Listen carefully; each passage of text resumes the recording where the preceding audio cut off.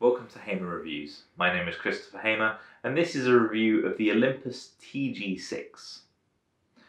The Olympus TG-6 is part of the Olympus Tough line. It's designed to be a digital compact camera that can deal with a more active lifestyle. It has a 12 megapixel sensor, it has a 25 to 100mm zoom lens, and more importantly, it's waterproof to 15 meters or drop proof to 2 meters and apparently dustproof. The camera is full of loads of nifty features, from built-in GPS and Wi-Fi to an LED light that you can use whilst taking video, and a very good flash for those times when you either need full flash in bright sunlight or you're taking photos in darker situations. Also, the 12 megapixel sensor, which has actually been reduced from 16 megapixels on the TG5, is more sensitive to light and therefore much better at low light photography.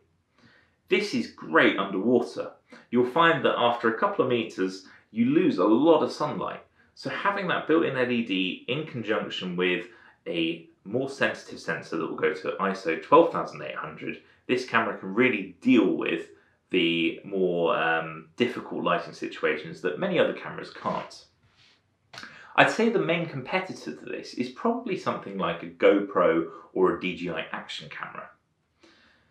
These are very different. The action camera is very much always designed to be, say, mounted onto a bike or a car, whereas these cameras are designed for people who actually want to take the photographs but are perhaps worried about dropping or breaking their devices.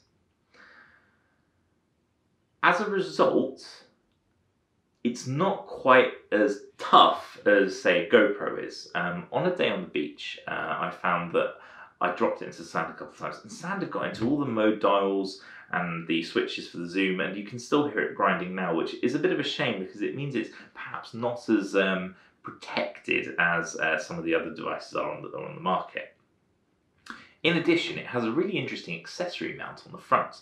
You can simply push this button here, screw it off, and you can mount Olympus lenses such as a wide angle attachment or a telephoto attachment. However, this gets full of sand and dust, so do make sure you clean that out. In addition, I was a bit surprised that after taking this swimming in salt water a few times, there's actually some corrosion on one of the screws, which is a bit worrying because you would like to think that a tough camera wouldn't have that after just a couple of times in salt water. The image quality is really good though, which is a great thing. Taking photos in bright sunlight were really contrasty and vivid with some great colours. This is aided by the fact that Olympus allows you to shoot in their own RAW format, so you don't have to deal with low quality JPEGs. And even in lower light situations, that sensor, which can pick up light really well, works well and gets some good photographs even when it's a bit darker. I really like the underwater mode as well, coupled with the fact that you can take a lot of control of this camera with the aperture priority and priority modes rather than just automatic modes, means that you can get some really cool photographs. I did, however, think that perhaps Olympus could have been a little bit more open with regards to how slow the Wi-Fi is on this camera. It's a weird thing to take issue with. However, whilst I was on holiday, I didn't bother bringing any data cables because I thought, well, all the cameras that I have Wi-Fi, I can just download them straight onto my phone.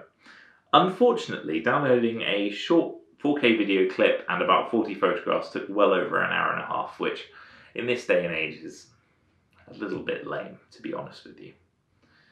Overall, however, this is a great little camera. It is tough. It will stand up to a fair bit of punishment. Do bear in mind you maybe need to take a bit more care of this than you would a GoPro because it is a little more sensitive. However, the controls and the fact that you get so many options with this really means it's a lot more advanced and more interesting to use than a more basic action camera. The last thing I want to highlight is the fact that this has a really cool slow-mo mode. You can shoot slow-mo up to 480 frames per second at 360p or 240 frames per second at 720p. That's magnificent for such a small device.